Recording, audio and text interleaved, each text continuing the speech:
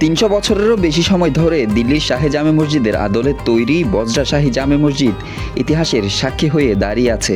শত বছরের পরিবর্তনের মধ্যেও যুগ যুগ ধরে এই মসজিদ মোগল স্থাপত্যের এক অনন্য নিদর্শন। নোয়াখালী জেলার সোনাইমুড়ি উপজেলার বজরা ইউনিয়নে অবস্থিত ঐতিহাসিক এই বজরা শাহী জামে মসজিদ মুসলিম স্থাপত্যের এক কালজয়ী স্থাপনা। 18শো শতাব্দীতে নির্মিত মসজিদটি দেখতে দেশ বিদেশের বিভিন্ন প্রান্ত থেকে প্রতিদিন ভিড় করেন হাজার হাজার ধর্মপ্রাণ মুসল্লি ও দর্শনার্থী। 3 শতাব্দী আগের নির্মাণশৈলী এখনও মুগ্ধ করে দর্শনার্থীদের। মানুষ নামাজ পড়তেছে আল্লাহকে পাওয়ার জন্য, আল্লাহকে স্মরণ করার জন্য, আল্লাহর রহমতের জন্য। দোয়ার উসিলে আসে, আলহামদুলিল্লাহ এখানে আসি, মন অনেক ভালো লাগে এবং শান্তি লাগে। মানুষের আশা আল্লাহ পূর্ণ করে। মোগল সম্রাট মোহাম্মদ শাহের শাসন আমলে 1741 খ্রিস্টাব্দে আমানুল্লাহ খান দিল্লির শাহী জামে মসজিদের আদলে নির্মাণ করেন এই স্থাপত্য কীর্তি। নানান রঙের ধূসর পাথর ও চীনামাটির তৈজসপত্রের অংশ ব্যবহার করে মসজিদটিকে করা হয়েছে নান্দনিক ও আকর্ষণীয়।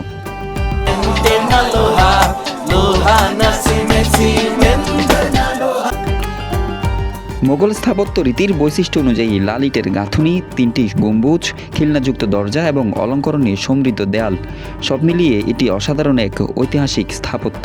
মাঝখানের গম্বুজটি বড় এবং দুই পাশে রয়েছে 2টি ছোট গম্বুজ। 4 কোণায় অষ্টভুজাকৃতির মিনার এবং পুরো দেয়াল সেই সময়কার কারিগরি দক্ষতারই প্রমাণ দেয়। মসজিদের ভেতরে রয়েছে দৃষ্টিনন্দন মিহরাব ও অলঙ্করণ। এত সুন্দর একটি জায়গায় বসে প্রার্থনা করা এই পবিত্র রমজানে, এটি আসলে অসাধারণ একটি অনুভূতি। 1998 সালের 29 নভেম্বর সরকারের প্রত্নতত্ত্ব বিভাগ গ্যাজেটের মাধ্যমে মসজিদটিকে প্রত্নতাত্ত্বিক সম্পদ হিসেবে ঘোষণা করে। তবে স্থানীয়দের অভিযোগ, এরপরও সরকারের পক্ষ থেকে তেমন কোনো রক্ষণাবেক্ষণের উদ্যোগ দেখা যায়নি। অনেক মানুষ আসে এই দৃশ্যগুলো দেখার জন্য, পরিবেশগুলো দেখার জন্য, সৌন্দর্যগুলো দেখার জন্য। এটা নাকি আসলে গায়বী মসজিদ হিসেবে পরিচিত, সেজন্য দেখলাম একটু পবিত্র রমজান মাসে যদি আল্লাহ পাক যদি একটু ক্ষমা করেন, সেজন্য এখানে আসে। তবুও নানা নিয়ত ও মানত নিয়ে দেশ বিদেশের বিভিন্ন প্রান্ত থেকে মুসল্লিরা এখানে নামাজ আদায় করেন। অনেকে বলে এখানে নামাজ পড়লে বলে অনেক কিছু পাওয়া যায় আল্লাহর কাছে। বললে আমিও নামাজ পড়লাম, আমার কাছে খুব ভালো লাগছে নামাজ পড়ে। মানুষ বিভিন্ন জেলা থেকে আসে নিয়তের জন্য, নামাজ পড়ার জন্য, আল্লাহর মধ্যে শান্তি পাওয়ার জন্য, নামাজ পড়ে শান্তি পাওয়ার জন্য মানুষ আসে।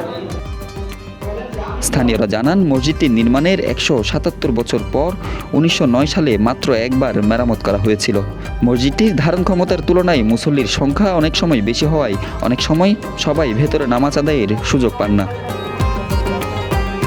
সংকট কাটাতে মসজিদের বর্ধিত অংশে নতুন করে কাজ করার কথা জানান মসজিদের খতিব হাফেজ মাওলানা মীর কাসেম। এই মসজিদটা যারা নির্মাণ করেছিলেন তাদের এখলাসের বরকতে আমার মনে হচ্ছে আল্লাহর কাছে মসজিদটা অত্যন্ত কবুল।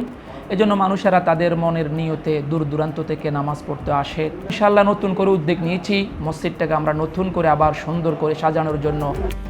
যথাযথ সংরক্ষণ ও পরিকল্পিত উদ্যোগ গ্রহণ করা গেলে মোগল স্থাপত্যের এই অনন্য নিদর্শনটি পর্যটনের অন্যতম আকর্ষণ হয়ে উঠতে পারে বলে ধারণা স্থানীয়দের। নোয়াখালী থেকে আবু রায়হান সরকারের পাঠানো তথ্যচিত্রে হোসাইন কামরুল, কালের কণ্ঠ, চট্টগ্রাম।